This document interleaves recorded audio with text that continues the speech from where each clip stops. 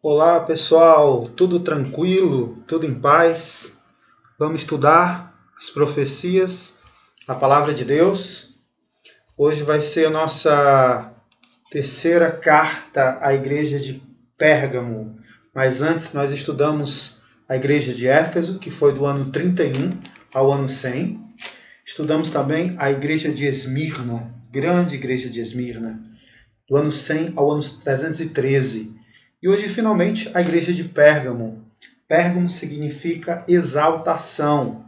A cidade de Pérgamo era conhecida como a maior capital religiosa da Ásia.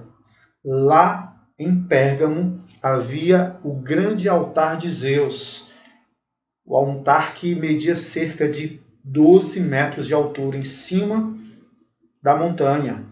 De Esmirna para Pérgamo, vamos viajar 112 quilômetros. Chegamos à capital, a primeira capital do culto ao imperador, estando vivo ainda. Então, Pérgamo era símbolo de adoração a templos, santuários pagãos. Pérgamo era a terra do paganismo. Vamos entender Pérgamo como concessões, apostasia e popularidade. Essas são as palavras que eu conceituo a palavra Pérgamo, tá certo? Então, Pérgamo teria todas essas características que aqui pude colocar, certo? Havia o altar de Zeus, havia o altar de Dionísio, havia festa da Afrodite, era uma terra extremamente pagã. Perfeito? Bom, meus amigos, Pérgamo, o período dessa carta, é do ano 313 ao ano 538. 313 foi o edito de tolerância de Constantino. Já o ano 538 foi o edito de Justiniano, certo? Dando autoridade da supremacia do Papa. O bispo de Roma tinha autoridade. Na realidade, ele deu autoridade no ano 533. Só que ainda havia tribos que resistiam ao poder papal. E essa última tribo, que foi os ostrogodos, foi destruída no ano 538. Já vamos falar sobre ela. Pegue sua Bíblia para a gente entender a carta à igreja de Pérgamo, tá certo? Antes da gente ir para o texto, deixa eu fazer uma breve introdução, certo? Para a gente poder compreender, certo? Constantino havia sido impactado por uma visão, alguns dizem que foi sonho, certo? Outros dizem que foi visão, e ele foi batizado, certo? Foi batizado de 10 a 12 anos depois que ele assinou o Edito de Tolerância. Perfeito? Então, no ano 313 foi assinado o Edito de Tolerância. No ano 380, Teodósio promulgou o edito tornando o cristianismo a religião exclusiva do Estado. Então, de perseguida, passou agora a ser a religião exclusiva, né? E no ano de 392, por meio do Edito de Constantinopla, os cultos pagãos tornaram-se ilegais. Então a gente vai compreender o início da apostasia, que é exatamente o casamento do paganismo com o cristianismo, resultou na apostasia. Paulo fala sobre isso, né? A apostasia.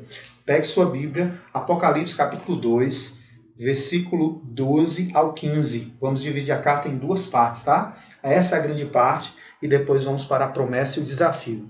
Lembrando que cada carta tem o destinatário, o remetente, os pontos fortes, os pontos fracos, a exortação e a promessa. Ao anjo da igreja que está em Pérgamo, escreve, diz aquele que tem a espada de dois gumes.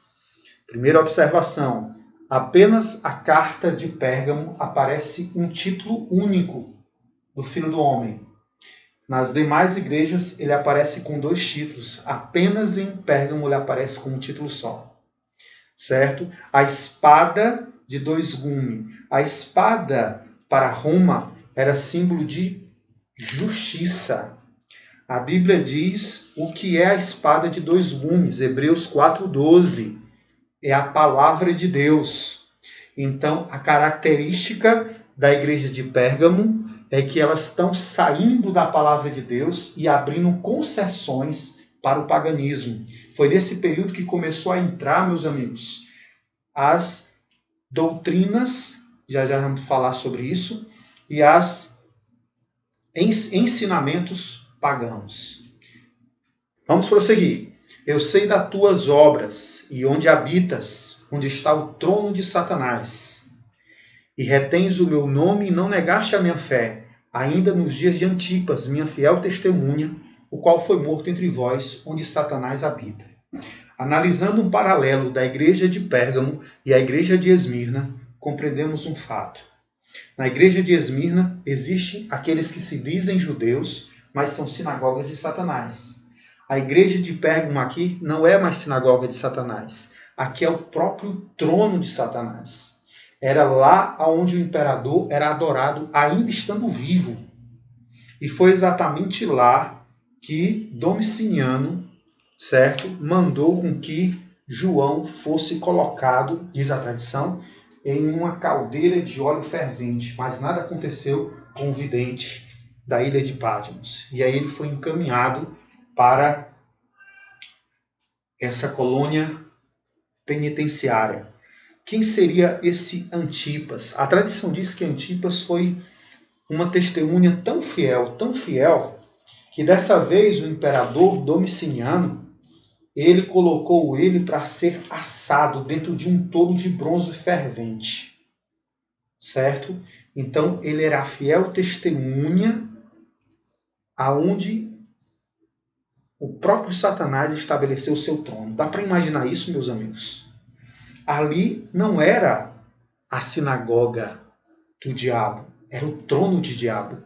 E é interessante que trono, no Apocalipse, é símbolo de governo, de autoridade, de poder, certo? Então, ali era a casa, ali não era um lugar que Satanás estava passeando, era a morada do próprio diabo.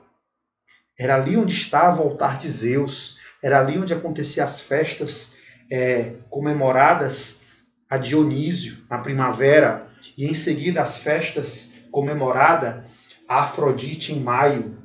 Era ali onde acontecia todo tipo de adoração a todo tipo de ídolo e de deuses que você possa imaginar.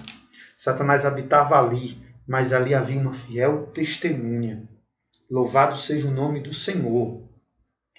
Satanás habitava ali. Vamos prosseguir? Mas, aí vem aí, ponto forte, Antipas, como fiel testemunha. Agora o ponto fraco. Mas, poucas coisas tenho contra ti, porque tens lá o que segue a doutrina de Balaal, o qual ensina Balaque a lançar tropeços diante dos filhos de Israel, para que comessem dos sacrifícios da idolatria e se prostituíssem. Assim, tens também os que seguem a doutrina dos nicolaítas, o qual eu aborreço.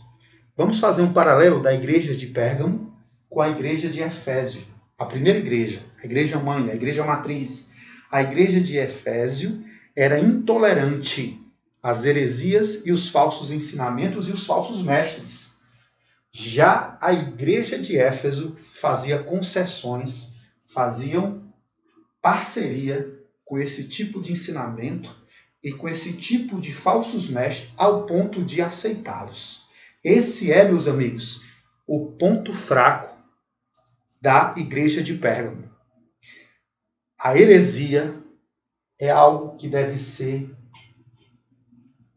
combatido. E os efésios tinham essas características como ponto forte.